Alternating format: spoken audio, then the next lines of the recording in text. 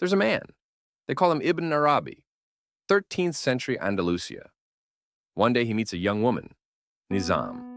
And in that moment, in that single glance, something happens. He finds God within himself. Love becomes his gateway.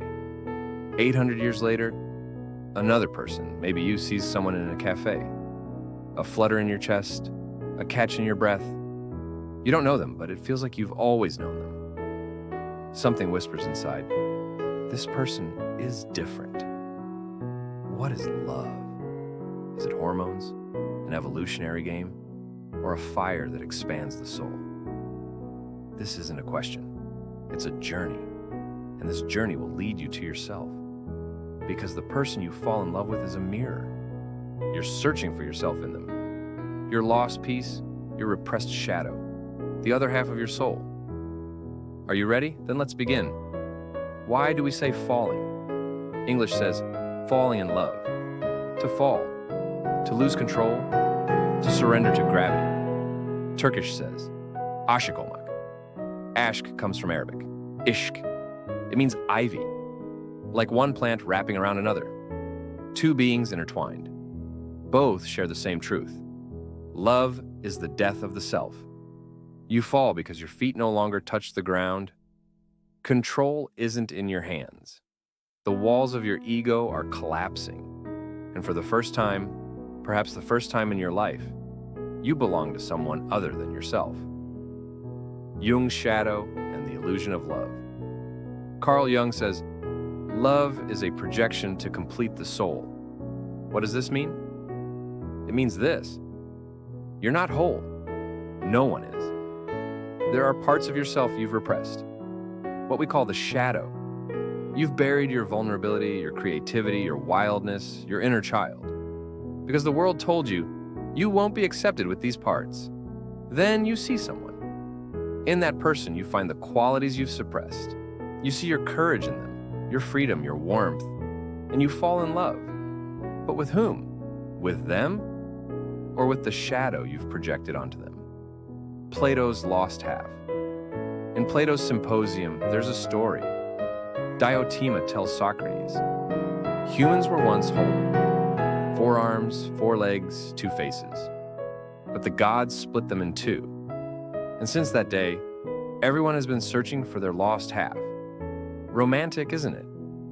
But is it true? Maybe. But perhaps this story is a metaphor for something else.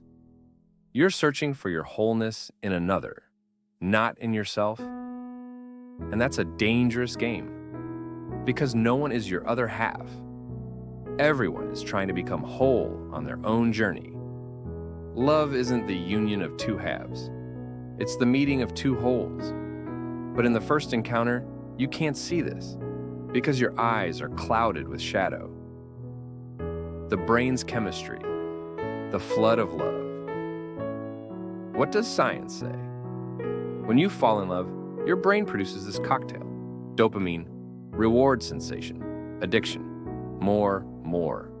Norepinephrine, racing heart, sleeplessness, that excitement, serotonin drop, obsessive thoughts. I can't stop thinking about them. Oxytocin, attachment, I belong to you. The brain of a cocaine addict and the brain of someone in love are identical. The same regions light up, the same chemicals. So does this mean love is just chemistry? Number, because chemistry is the trigger. But what feeds the fire is the soul, the search for meaning, the search for wholeness, the search for God. The Sufi says, love is the path that leads you to God. Science says, love is the chemistry that keeps you alive. Both are true, but neither is complete. Unconscious recognition. First love, first wound. Freud says, every love is a repetition of the first love felt for the mother. Jung says, every love is the external projection of the anima, the opposite sex within the soul. John Bowlby says, every love is a replay of attachment style. What are they all saying? Simply this: your first love was your mother. Your first wound also came from your mother, or your father, or your caregiver. or those safe arms that were supposed to hold you. And now, as an adult, you're unconsciously searching for those initial dynamics. Avoidant mother. Avoidant love. Your mother was emotionally distant. When you cried, she didn't come, didn't hold you. You learned needing hurts. Dependence is abandonment. Now, who do you fall in love with? Someone distant, someone cold, someone you can't reach. Why? Because this feels familiar. You feared the peace you didn't know. You ran toward the pain you knew.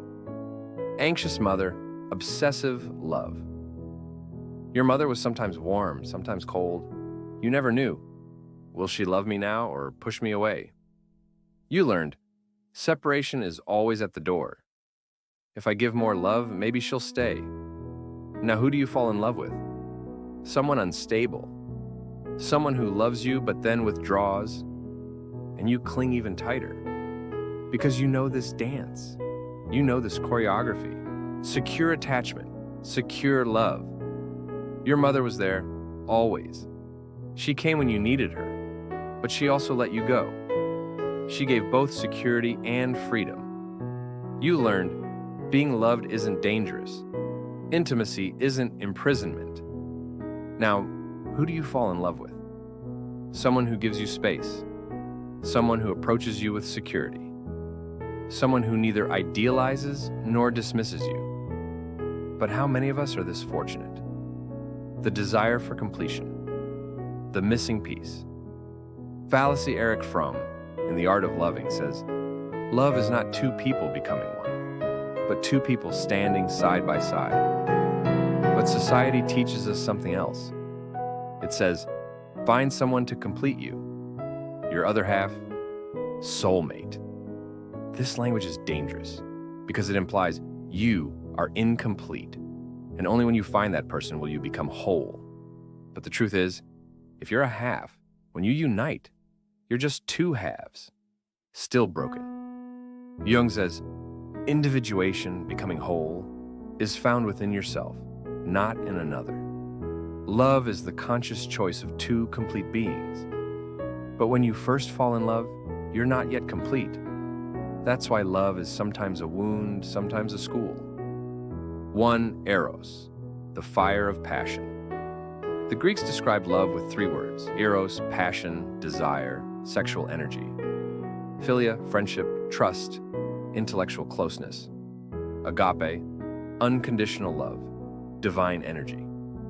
Eros is the lightning when you first see them, the flood of dopamine, that maddening attraction, bodies feeling made for each other, universes opening with one touch. Plato says, Eros is the desire for beauty, and beauty is the ladder to God.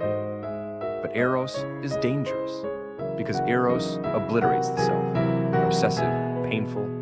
You burn, you consume. The first 6 months, there's only Eros. Chemicals are at their peak. You can't see reality. Red flags look green, because your eyes are clouded with Eros's smoke. 2. Philia, the soul finding home. Then one day the fog lifts, dopamine drops, oxytocin rises. You see them, really, for the first time. And you ask, do I know this person well enough to love them? Enter Philia. Friendship love. Aristotle's saying, the highest love is friendship based on mutual goodness. In Philia, you can trust, you can be yourself. You can argue without dying from conflict. Silence isn't emptiness but peace. Eros says, I need you. Philia says, I choose you. And this is more mature, more conscious. 3. Agape, the death of ego. Agape is unconditional love, giving without expecting anything in return. Divine love. Mystics know this. Rumi made the love he felt for Shams a gateway to God. Ibn Arabi saw the unity of all existence in the love he felt for Nizam. Agape is rare, because agape requires the death of the self. The I says, what will I get? Agape says, what can I give? In long-term love, if you're lucky, agape comes after Eros and Philia. One morning you wake up, look at them and say, "Your happiness matters more than mine." And this is the death of ego, the most beautiful death. Limerence. Obsessive fixation. Dorothy Tenoff coined this term, limerence, an obsessive, uncontrollable, painful love fixation. Symptoms. You think constantly. You analyze every message. There's physical pain in your chest. You can't live without them. Limerence isn't love, it's addiction. And usually it's unrequited. Why does it happen? Because that person has triggered your shadow. But there's no return. You're in love with a fantasy, a figure you've created. Jung says, love is projection. But when the projection is withdrawn, what remains? Trauma, bond, pain addiction. Sometimes that you fall in love with someone who treats you poorly, and you can't leave. Why? Because your brain is more attached to unpredictable rewards, like gambling. Sometimes you lose, sometimes you win. And this becomes the most binding thing. Your childhood pattern repeats. My mother sometimes loved, sometimes hit, but I always loved her, because I learned love through pain. Love can sometimes be not healing, but trauma repetition. And the way out starts with recognizing this. Erich Fromm says, love is not a feeling. It's a decision, a judgment, a promise. The modern world teaches us love as something passive. It just happens. You just feel it. But Fromm says, love is a skill. It can be learned, it can be practiced, it can be trained. The 4 conditions of the art of love: discipline, being consistent, making and keeping promises, concentration, being present with your whole being, patience, not rushing, allowing time for growth, supreme concern, loving beyond achievement. When you first fall in love, these aren't there. There's chemistry, there's projection. But real love begins with this question: how can I love them better? Individuation and love. Jung says, love is part of individuation, the integration of the self. What does this mean? Love makes you face yourself. It shows you your shadow, your weaknesses, your vulnerabilities. The real growth is here. When you stop trying to change them and start changing yourself. Love doesn't just grow 2 people, it grows 2 souls, if approached consciously. What is love? A chemistry? Yes. An illusion? Sometimes. A wound? It can be.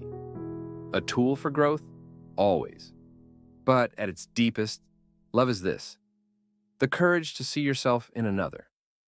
Ibn Arabi says, love is seeing God, because the one you love is a mirror of God. Jung says, love is integrating the shadow, because the one you love is your shadow. Fromm says, love is a promise, because to love is to choose.